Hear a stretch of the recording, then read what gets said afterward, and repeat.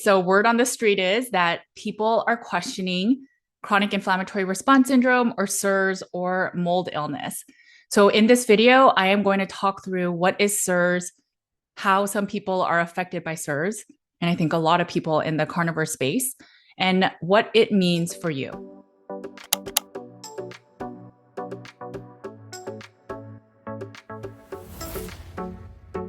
Hey guys, my name is Judy Cho and I'm board certified in holistic nutrition. And I have a functional medicine practice where we have served over 2,000 carnivore clients and patients get closer to root cause healing. And it often starts with the Carnivore CIRS all meat elimination diet. All right, guys. So today my plan is to talk a little bit more about CIRS or chronic inflammatory response syndrome, mold illness, and environmental illness, and what that looks like in terms of chronic Lyme, Epstein-Barr virus, mast cells, or MCAS. And it's part of the reason why I haven't come up with the second version of that book right there, because I wasn't sure that I had all the answers or many of the answers or the levers to use to get to root cause healing for the chronically ill.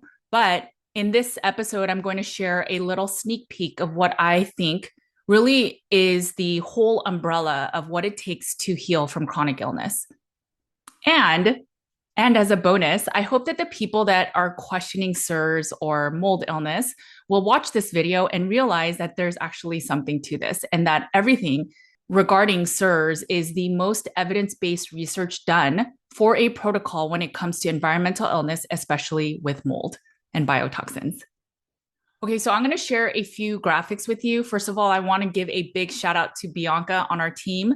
I literally messaged her in the middle of my sleep and thought of all of these ideas that I wanted in a graphic, and she did an incredible job putting this together. So thank you, Bianca. I'm going to share a few graphics of what we consider root cause healing and what is holistic health. I know we throw these words and terminologies around a lot. And so I hope that this video really helps you understand what we mean by that. So this first graphic is sort of the holistic view of how our environment, how our internal bodies, and how everything sort of comes together for the wellness or illness of our body. And you'll see right here, there's the external environment, which includes environmental allergens. That could be you being affected by seasonal allergies. It could be subclinical pathogens. So these could be viruses, colds, flu, etc. And then there's all the synthetic toxins. So it could be some of the pesticides, herbicides we use, a lot of the food additives and processed foods we consume, and then food reactants. So again, it could be some of the GMO foods we eat and a lot of these processed foods that are not natural. And the last one is biotoxins. So this can be a lot of things related to CIRS, which can be endotoxins from either our water damaged buildings. It could be from our foods that are really messing up our gut, such as LPS. And then it could also be Actinomycetes, or it could also be VOCs, such as volatile organic compounds.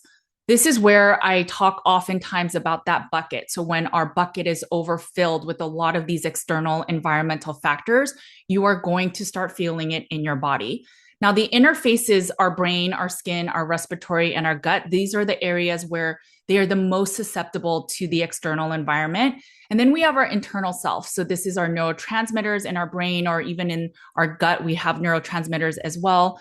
And then our immune system, which again, most of it's in our gut, autoimmunity, hormones, and genetics. Based on the foods we eat, the community we have, our mindset, a lot of these things will get impacted. So even if your mom has autoimmune illness, if you are able to epigenetically or make your lifestyle that it doesn't turn on the autoimmune in your health, it will not turn on. The overall effect of the external versus the internal is what happens in this interface of your brain, skin, respiratory tract, and your gut. So before we get into the second graphic, which I sort of think explains all of the holistic health stuff, we need to understand what CIRS or chronic inflammatory response syndrome actually is. And to just make it super simple, if you think about people that have the MTHFR gene mutation, where then your MTHFR, you're not able to methylate properly. So then maybe you need to take methylfolate, or you're not able to detox properly. And so again, because of this MTHFR gene, you need an extra support. And another example is that ApoE4 gene, where maybe you aren't able to digest saturated fats as well as other people. So if we believe these things to be true, where there are slight differences in our genetics and the way that we are, so if we believe all of these to be true, Then, in the same vein with CIRS, in chromosome 6, there is an ability for your body to share with the rest of the immune system that you have an inflammatory response. And for the people with CIRS, they are not able to share with one side of the immune system, which is our most basic primitive side, that there is inflammation going on, to the more adaptive side, or the side that basically learns through your lifetime of like, hey, I've had this cold before, so now I know exactly what to do when I get this next cold. So that handoff of the different communications is not done properly. And so that's why people that are often sick with CIRS, you could see it in the history of their family. So maybe they are the child that was always sick. They were the ones that always got ear infections, or they always had stomach aches or tummy aches or constipation. And then if you look at the history of the parents and grandparents, you'll see a persistence in autoimmune and other illnesses where grandma was always kind of sick. That is that chromosome 6, and likely the antigen not presenting, where if you have inflammation coming into your body is not able to turn it off, because the handoff from the most basic side of the immune system is not giving the message to the adaptive side. So if you are suffering from CIRS, your handoff to reduce that inflammation doesn't go away fully. So let's say when you were young, you got Epstein-Barr virus, or that mono, where, it's called the kissing illness, and you got it and you got over it, but maybe your immune system is not able to fully recover from that. And then let's say over the years, when you travel, you're the one that got traveler's diarrhea or food poisoning, or you had a lot of viral infections. And so for every time you get sick, and then you may be the one that needs to get on persistent antibiotics or antifungals, you're just not as well. Those are the indications that you may be suffering from CIRS. Now, Dr. Shoemaker's work showed that about 1 in 4 people actually suffer from CIRS. And I do believe that there's a severity in CIRS illness. So some people, even if 25% of the population is suffering from CIRS, I don't think everybody in that 25% of population ever needs to really figure out that they have CIRS. They may just have a little bit of illness their whole life and they just get sicker faster, but then they sort of get over it. Whereas some people are just so chronically ill, they have to find the answer. And oftentimes that answer is CIRS. Okay, so I really think this is like the summation of my third book, or the updated version of Carnivore Cure. But I think this is really what it takes for root cause healing. And yes, not everyone needs to go through all of this, but the people that have been chronically ill for a long time in their lives, this may be what's needed. And I know it seems like a lot, so I'm going to try to go through a lot of this. CIRS is really just perpetual inflammation in the body that cannot turn off. Now, there are certain markers that you can test from that most basic side.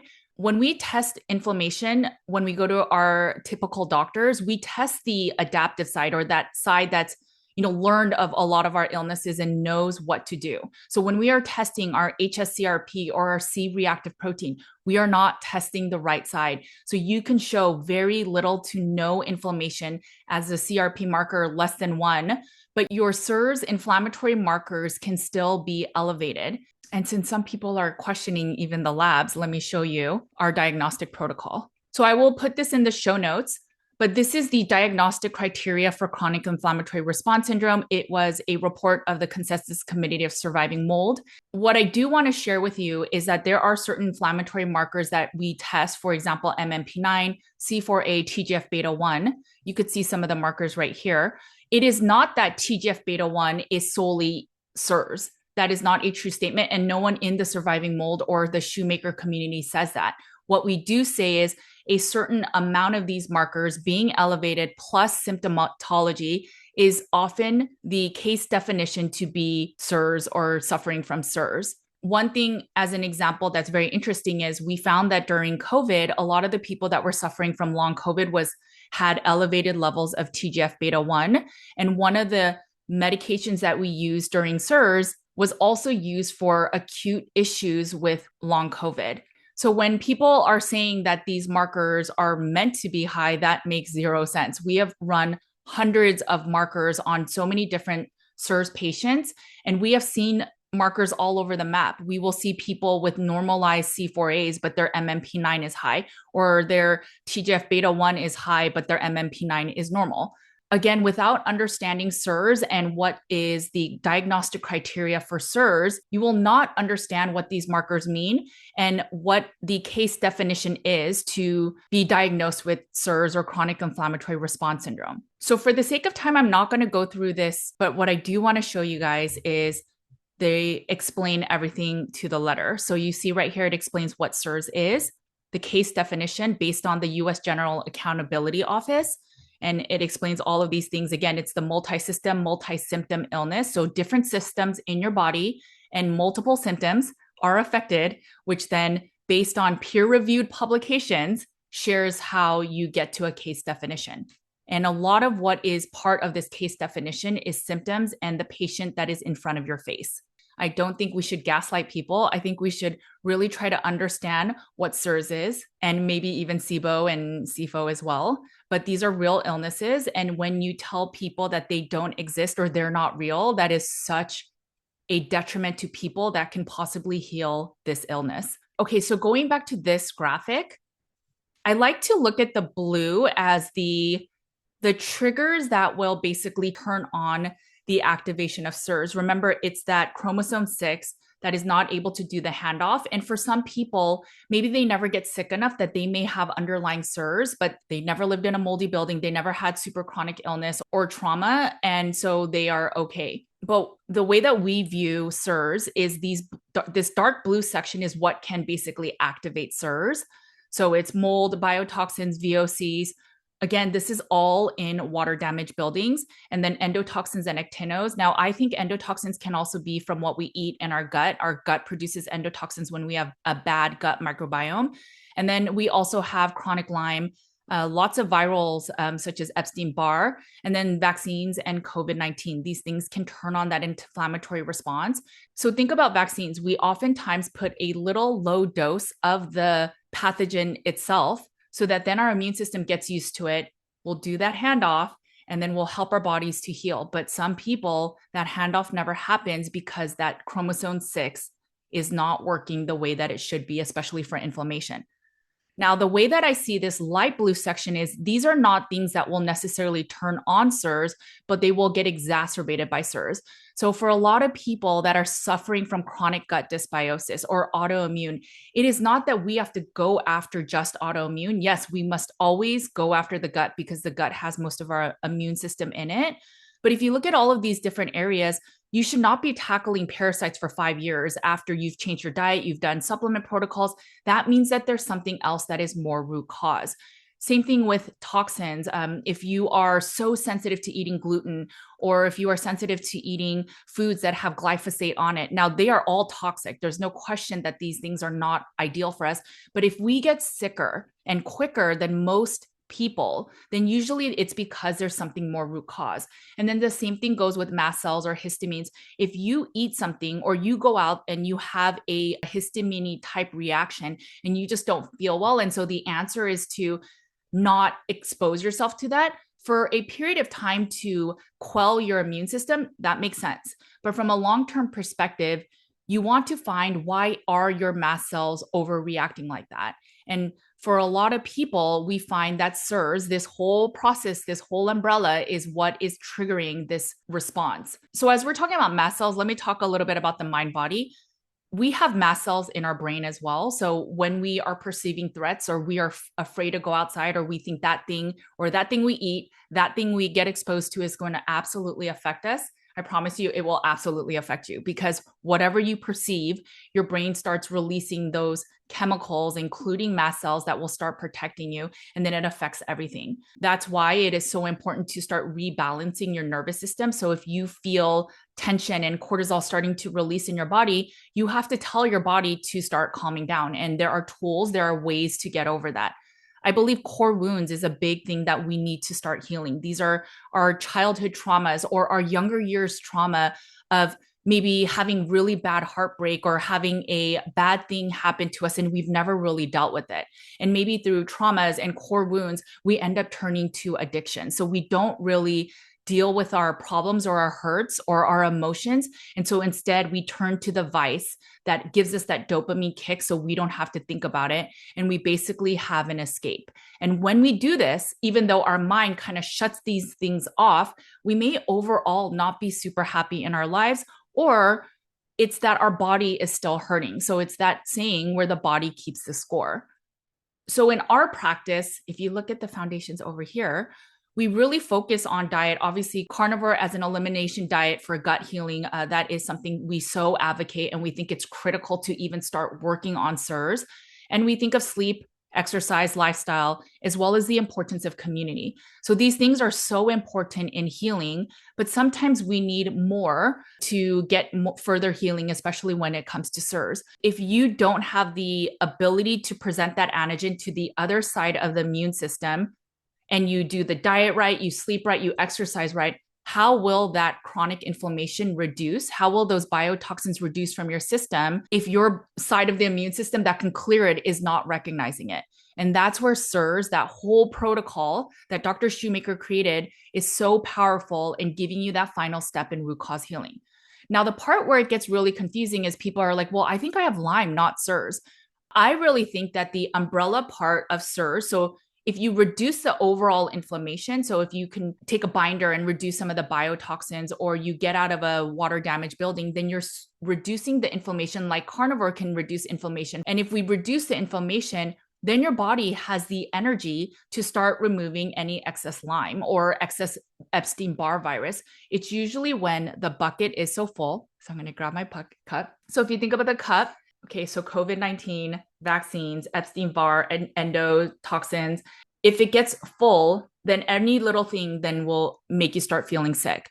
And so if we can quell a lot of the inflammation by going through the CIRS protocol plus carnivore, I think it will reduce a lot of this. And then we can hit all of these other areas here. And so that's why I think it is so important to know about CIRS, because when we're just going after heavy metals, or just going after autoimmune, or just going after even nutrient deficiencies, yes, nutrient deficiencies will help the body function properly. But if your body cannot recognize inflammation and turn down those biotoxins or remove them from your body, it doesn't matter how much nutrition you have in your system. Of course, having sufficient nutrition is the absolute best. But just like if you have the MTHFR mutation, it doesn't matter how much folate you take, you need the methylfolate version.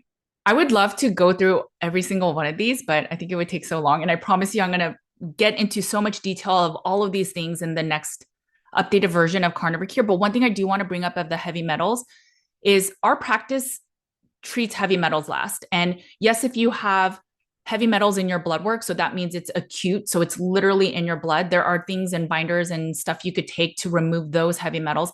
But if you have heavy metals in your cells, so this is in the hair mineral test, you'll see imbalances of mercury, lead, and other things. To attack that first, I think, is missing the root cause reason. So if you think about these heavy metals, your body will always do the best with what it can.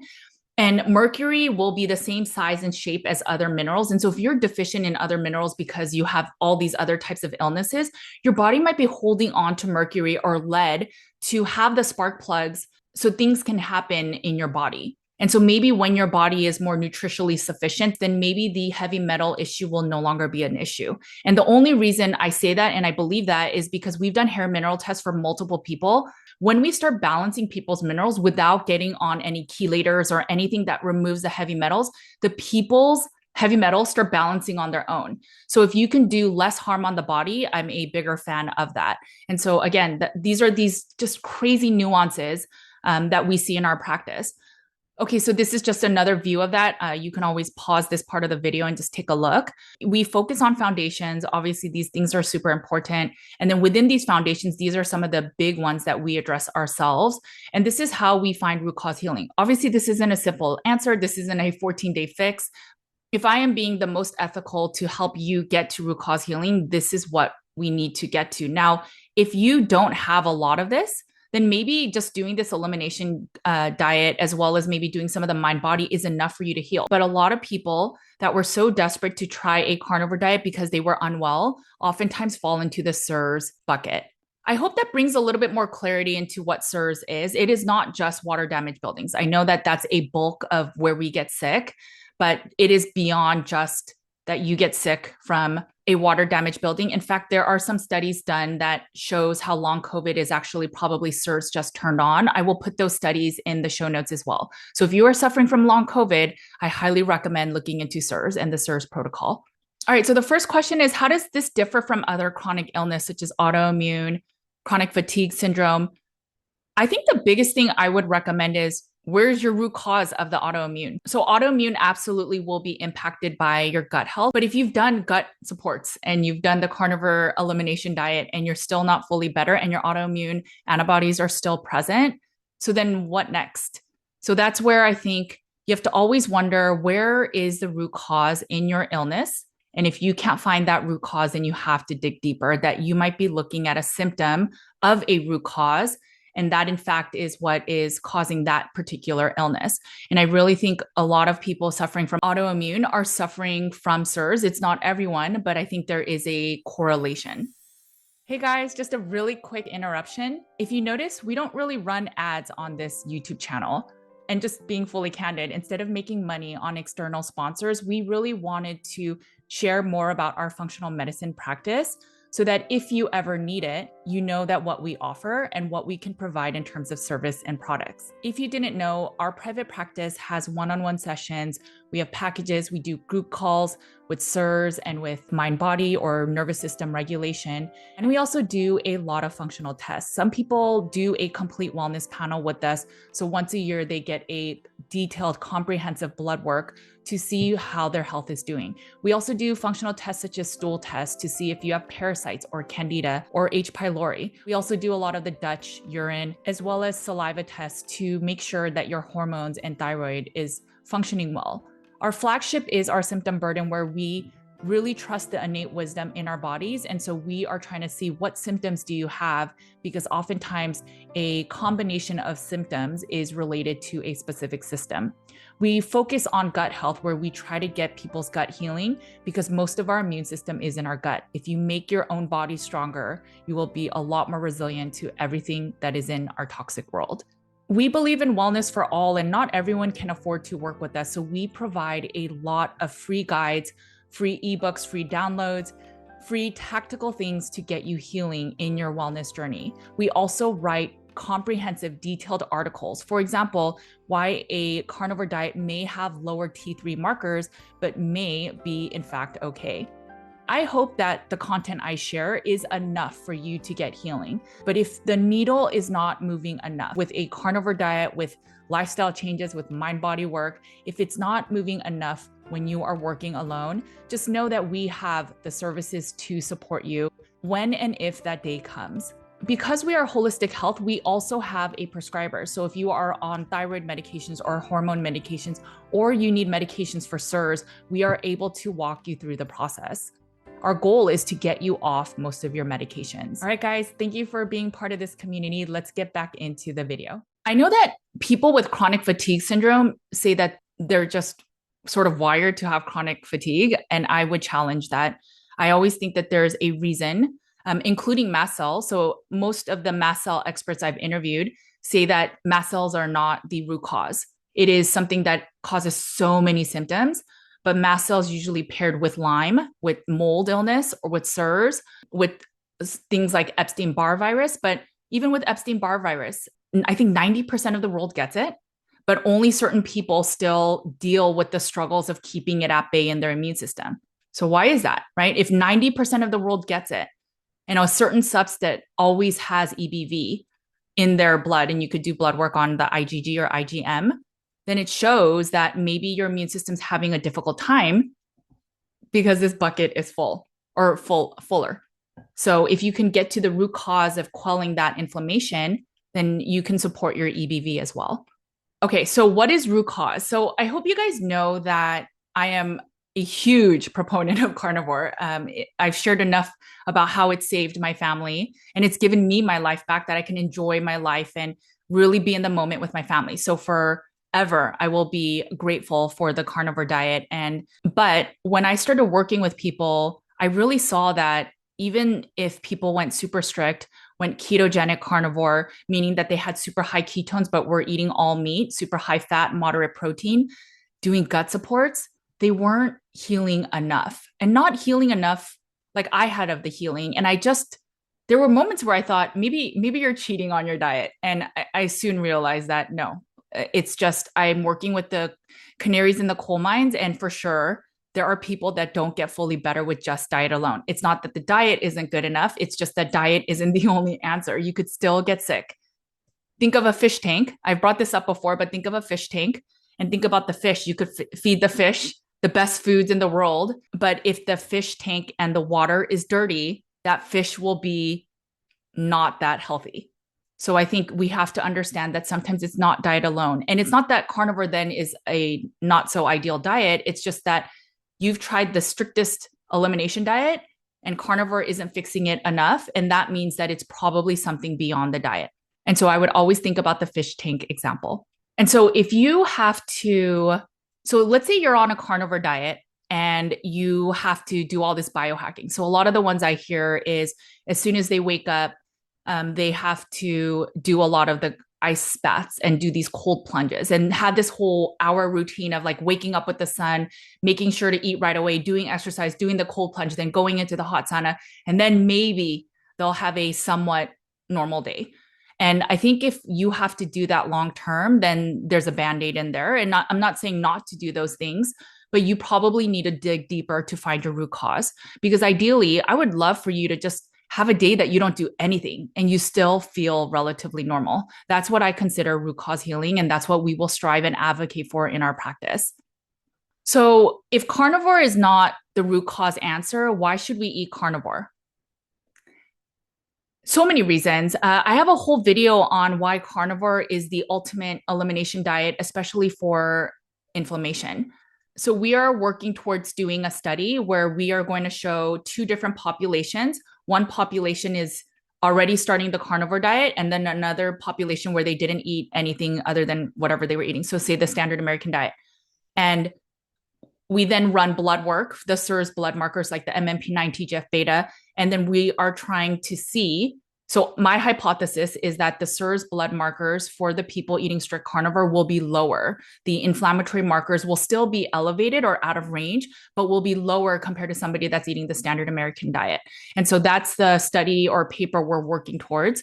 And I think if you have chronic illness, you don't want to just add to the fire. You don't want to add to this by adding all this processed foods that's going to make this bucket flow over. And you'll have nutritional deficiencies, you'll have more gut imbalances, and all of those things cause more systemic inflammation. Think about seed oils, think about toxic plants, and all of those will exacerbate the illness that you already have with CIRS. And that's why so many people feel better when they go on carnivore, even if they have CIRS, because it reduces your overall inflammation in the body. And when you eat higher fat and you have an abundance of cholesterol, every cell is lined with cholesterol, and you need an abundance of fat to have that health and vibrancy. And there are studies that show that a lot of saturated fats can actually reduce the levels of endotoxins in the system and also support the repair of the gut, which again, that's where most of your immune system is. So do I think a carnivore diet is super important? Yes, I do. And I know that sort of goes against Dr. Shoemaker's belief that just eat what you can. And maybe some people can't even use a carnivore diet for energy. And I don't agree with that. And I plan on doing some studies too, or papers to show why we are not in agreement with him with that. Okay, so next question, can everyone heal with CIRS? So this is a tough one because it's not that you have to heal from CIRS. I think it's more of you're trying to reduce your inflammatory markers that are in the diagnostic criteria of CIRS. The goal is to manage your CIRS. So I don't want you to think of it as a death sentence. It's like if you have the MTHFR gene or if you have the ApoE4 gene, it's not like a death sentence. You just know that you have to do things a little differently. So if you know that you have CIRS, you will absolutely, I don't think people should get certain shots in the body if you have or suffer from CIRS, because your likelihood of clearing the toxin or pathogen from that shot is not very high. And so the likelihood of you getting sick is much higher. I think if you are susceptible to CIRS, I would be very careful with your home and the water damage that you're exposed to. And the beautiful thing is, as you quell the inflammation and a lot of these markers get normalized and your symptoms, most of all, your symptoms improve, then you know when you start feeling bad or not well, you know what to do. You know to take the binder, you take your VIP or whatever other support you use in lieu of VIP to get your MSH levels up or your melanocyte stimulating hormone levels up. And I'll put my introduction to CIRS video so that a lot of these letters make sense to you. But you know what to do if you're out and about and you're feeling unwell versus if you have been sick for 40 years and you never knew that this was your illness. So I think that you can manage your CIRS and you know lifestyle may be a little different than before, but you can live a very normal life. And we have clients and patients that have, so that I fully believe that. Do you get rid of CIRS? It's like, do you get rid of your MTHFR? I don't know, just like, can you get rid of autoimmune? If you've been diagnosed with a certain autoimmune, I think you could reduce the antibodies and not have it activated, but you may always be susceptible to that autoimmune illness. Can I have CIRS even if I don't recall mold exposure? So I just talked about all the other things that can impact CIRS. For example, chronic Lyme is one. What are initial symptoms that indicate CIRS? So there's a symptom cluster list. If you fall into the 8 of the 13 boxes, then you are pretty much suffering from CIRS. I think when you start, it might just be a few of the boxes. Some people will have more of the boxes checked pre-carnivore, and then once they are carnivore, they have less of the boxes. So it's just figuring out what makes sense to you. I don't know if everyone needs to go through the whole CIRS protocol. I think there's always a risk because you don't know that there's inflammation in the system. And maybe over the years, you'll just start slowly seeing a decline in your health. And I think you'll know when you've been doing carnivore long-term or you doing all the biohacks long-term. And let's say there was a trigger. So let's say you went on a trip and then you had food poisoning and now you're never the same again. Those are the little triggers that even if you then go strict carnivore or you do everything like you did, you're just not as healthy as you used to be. Those are the indications to me as a practitioner that you might be suffering from CIRS illness. Okay, do I need to be positive for the visual contrast sensitivity test? No. There is 5% of the population that will pass that test. I think it's people that are really visually assimilated. So if your work, you have to be really into design or creativity. We see a lot of people pass with that. We also see a lot of mid-aged women pass too. So if you can't use that as a tool to see if you're healing, then we go by symptoms as well. So if you were to rank every symptom that you're positive for and rank it from 1 to 10. So 10 is the worst and then 1 is the lowest. I would rank it. And then maybe you track every week or every 2 weeks and see like where your symptoms are in that range.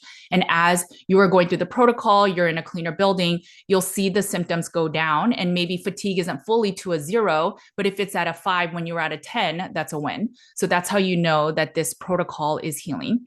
How long does it take to recover from CIRS? I really think it depends on how clean your building is.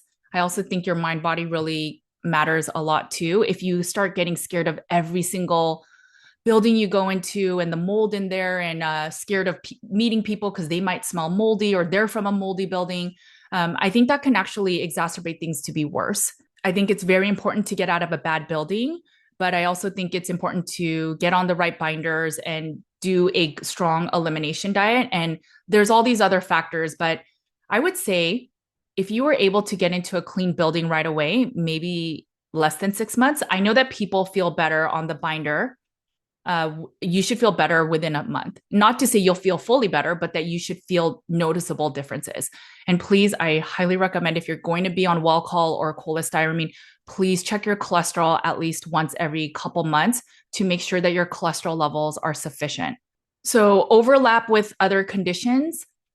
And what does the treatment involve? So the Shoemaker protocol is a protocol we use, and then we use adjunct supports beyond that. So sometimes we see that people are actually suffering from chronic Lyme even after a mold remediation. So they will feel better, but then they're not fully better. And so then we start testing for Lyme, especially if they had the symptomatologies. And so sometimes it's chronic Lyme as well. I think if you have been doing chronic Lyme and you've been doing antibiotics and herbals for years and you're still not better, that's where I think you have to look deeper because it's probably not just chronic Lyme. Insurance coverage and access to testing. So I think the only thing that the CIRS doctors take for insurance other than us is that they will accept blood work through insurance, but all of their visits, all of everything else, they charge out of pocket. We do not take insurance, but we do take HSA and FSA. But I believe that when this becomes more mainstream, this protocol, the Shoemaker protocol, is the only chronic inflammatory response syndrome protocol that is peer reviewed and evidence based researched, that when mainstream science accepts this as an illness, that you will see probably this protocol be the one that they will follow. What about actinos, not mold? Okay, so this is where it gets really nuanced within the CIRS community. I'm not going to touch on this a ton. Our practice wrote an article about Actinomycetes. It is a natural bacteria that's part of your skin. And we do see elevated growths when there is water damage because you'll see that same strain in your water damaged buildings. But I don't think just removing all of it from your body is the answer. And we've seen people try to do these skin protocols, and it actually did a little bit more harm than good. Now, I think there's a couple doctors that I've seen that said it's benefited, but I cannot say that we have one patient that is improved with the Actinos protocol. Maybe initially for like the first month, but then they did worse. So I will link to our really long article in explaining that we do not think Actinos is the root cause issue with CIRS. We still think that you should remediate. And if you remediate properly, actinos requires excess water than fungus. So it'll remove the actinos anyway. And then over time, as you heal, you will shed all of the actinos anyway. So I just don't know if the skin and other protocols is the right answer. So this is where I have pivoted from Dr. Shoemaker. Again, I respect their protocol so much, but I don't agree with the actinos stuff.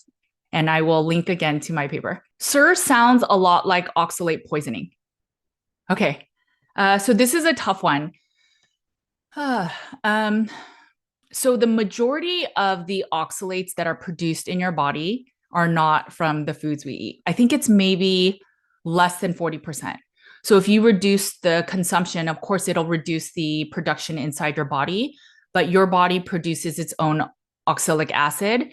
And it could be from excess vitamin C or even the hydroxyproline, so from excess collagen or bone broth proteins. But I believe that there is research done right now where it shows that a lot of the fungal metabolism will produce oxalates. So when people say that they are still dumping oxalates 2 years into carnivore, I just am hesitant to believe that's the only reason.